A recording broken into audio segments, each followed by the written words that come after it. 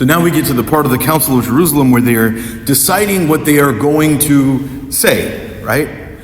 And at this point, we get a principle that actually is applicable. It's applicable in so many places.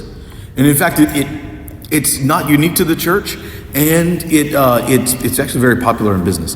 And that is, we have come together as a body.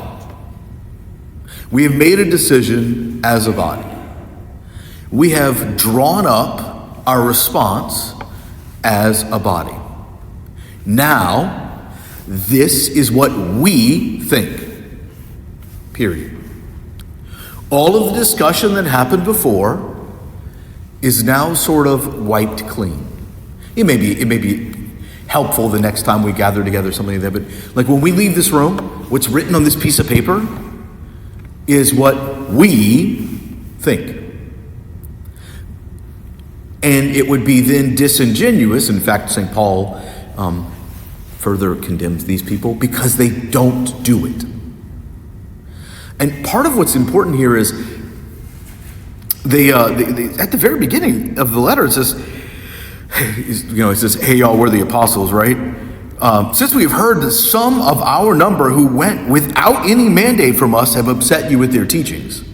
Meaning what we presupposed days ago when this first came up, is that the guys who were contradicting St. Paul did not come in the name of the apostles. They were teaching their own opinion as the normative teaching of the Catholic Church. You know what's terrifying about that? These guys probably fill the role of elders. You know who the elders are? So it's imperative not only that those who would do ministry to the church or apostolate to the wider world would do so not only with the mandate of the church where that's necessary, but in the mind of the church. But probably more important for us is this sort of apostolic strategy of, hey, we got together, we talked about it. We arrived at what we think is the case. The discussion is now over. Here's what we believe to be true. Whether that's a family decision made between you and your spouse, the discussion didn't happen anymore. We're not buying the new house. We're not taking the new job. Or we are.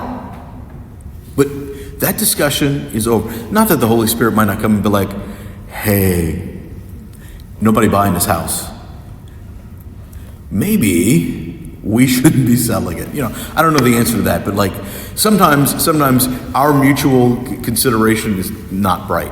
Like it wasn't in line with what God desired or something like that. But the idea that you can't argue this thing, you can't go around in circles forever and ever and ever and ever, but make a decision and stick to that decision.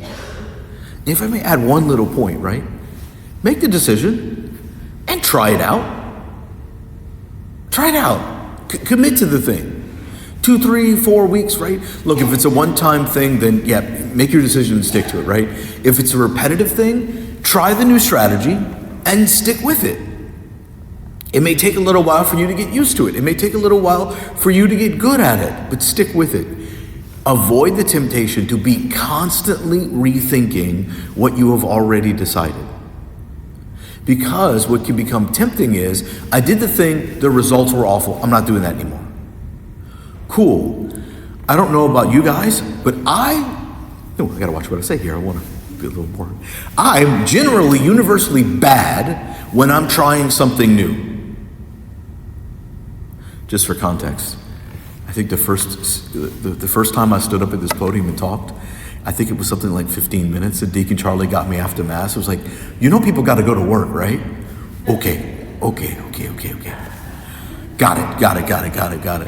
And at first I was like, the idea was, okay, well, if you got to be to work for 8 o'clock, maybe don't come to 7:30 Mass. But then it was, there is a certain amount of restraint that is necessary. The first homily I gave as a deacon was a 15-minute Bible study. It's not a homily. I was bad at it. But then you endure and you get better. You got to learn some things before you pivot. The whole point about trying something new is not that you're going to be good at it, but to learn.